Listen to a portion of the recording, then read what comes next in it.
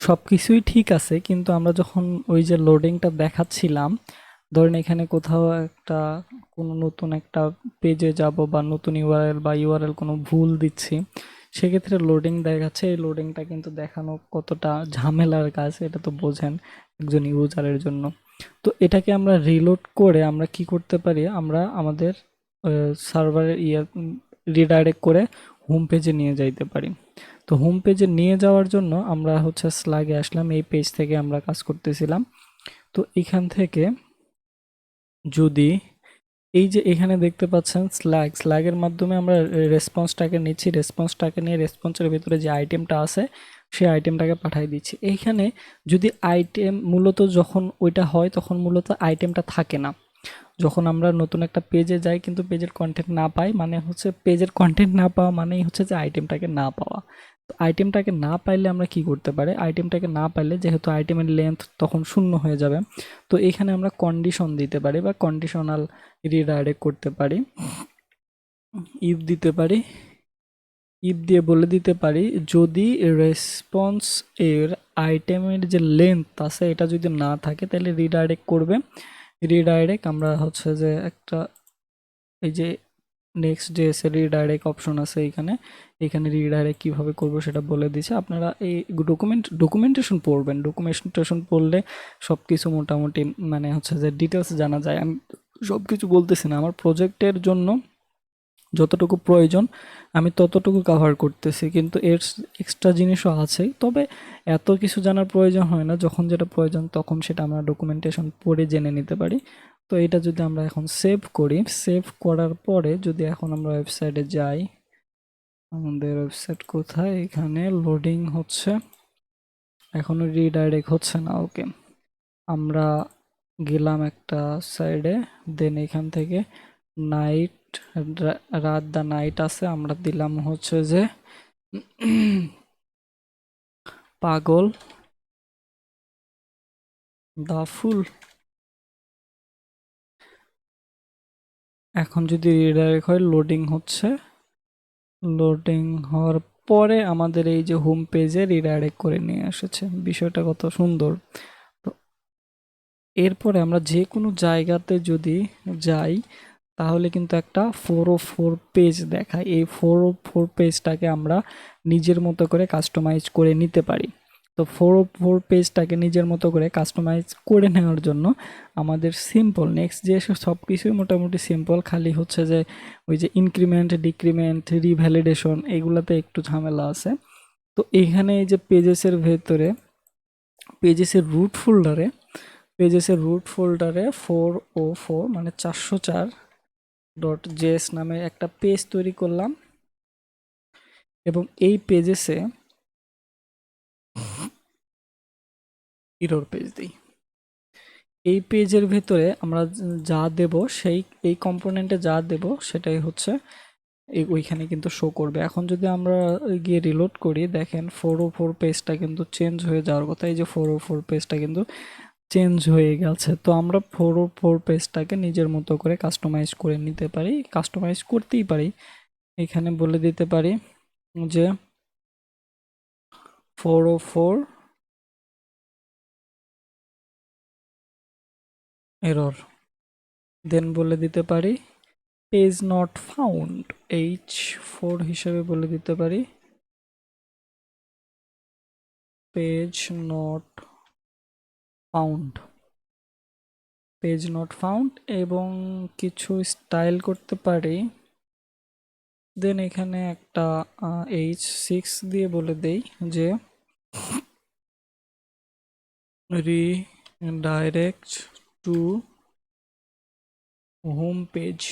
Home পেজে redirect করার option দেবো, তার আগে এখানে লিঙ্ক দিয়ে দেবো হোম পেজে রিডাইরেক্ট করার লিঙ্ক।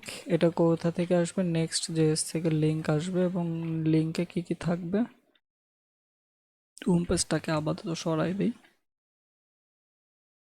লিঙ্কের ভেতরে কি থাকবে, এইচরেফ থাকবে, এইচরেফ থাকবে। এইচরেফে কোথায় পাঠাইতে বলবো, পাঠাবে হচ্ছে মূলত হোম পেজে, এবং এইখানে পাঠিয়ে দিতে বলবো। এবং যেহেতু হোম পেজে পাঠাবে তো এত কিছু দিতে হবে না, হোম পেজে পাঠাবে। এখন যদি আমরা পেজটাতে যাই তাহলে দেখতে পাবো, এবং এখানে যদি রিডাইরেক্ট করি তাহলে মোটামুটি হোম পেজে চলে যাচ্ছে। ঠিক আছে, এই পেজটাকে আমরা বিভিন্ন ডিজাইন করতে পারি। ডিজাইন করার জন্য আমরা এইখানেই ডিজাইন করে নেই যে এরর এরর পেজ, এবং এর ভেতরে আমরা কি করতে পারি, স্টাইল করতে পারি। স্টাইল করার জন্য স্টাইল যে দেন জেএসএক্স দেব, error page, align centre, margin centre, style. আমরা স্টাইল বিভিন্নভাবে করতে পারি। আমি এর ভেতরে এই ফাইলের ভেতরে করলাম।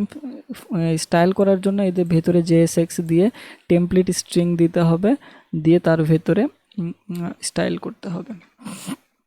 দেন আমিও কিছু কাজ করি এখানে, যে আগে আমরা দেখি পেজটাকে কেমন দেখাচ্ছে। ফর পেজ, দেন উইথ দেই 100% না দিয়ে 50% দেই, 50% দেই। ব্যাকগ্রাউন্ড কালার এটা দেই, বক্স শ্যাডো দেই একটা। এখন যদি রিলোড করে দেখি কেমন দেখায়,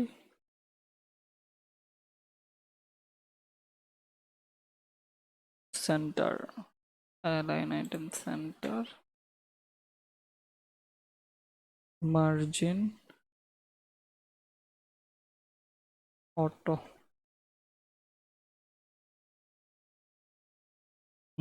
চলে আসছে মাঝখানে। প্যাডিংটা একটু বাড়াই দিই, প্যাডিং 20 পিক্সেল।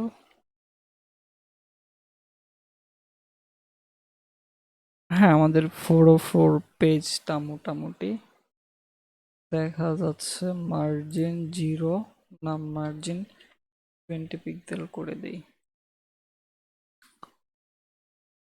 হ্যাঁ, এই পেজটাকে দেখাচ্ছে, এবং redirect to home page, home পেজে রিডাইরেক্ট করলে হোম পেজে আমরা রিডাইরেক্ট করে নিয়ে যাইতে পারতেছি। এখন আমরা আরেকটা কাজ করতে পারি, যে এইখানে যে হোম পেজ আছে রিডাইরেক্ট অটোমেটিক্যালি হয়ে যাবে, বা 2 সেকেন্ড পরে অটোমেটিক্যালি রিডাইরেক্ট হয়ে যেতে পারবে। তো এরকম করার জন্য আমরা কি করতে পারি, এরকম করার জন্য এইখানেই আমরা কাজ করে নিতে পারি, যে নেক্সট জেএস এর যে রাউটটা আছে সেই রাউট হিসেবে রাউট নিয়ে কাজ করতে পারি। তো একটা রাউট ইনস্ট্যান্ট অ্যাড করে নিলাম।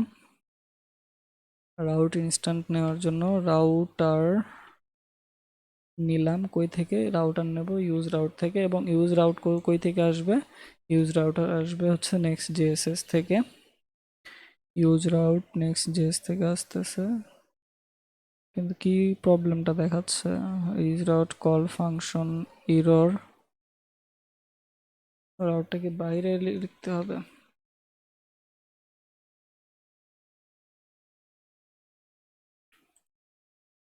কি বলতেছে, route can not be called top level hook. Top লেভেলে তো লিখতেছি না।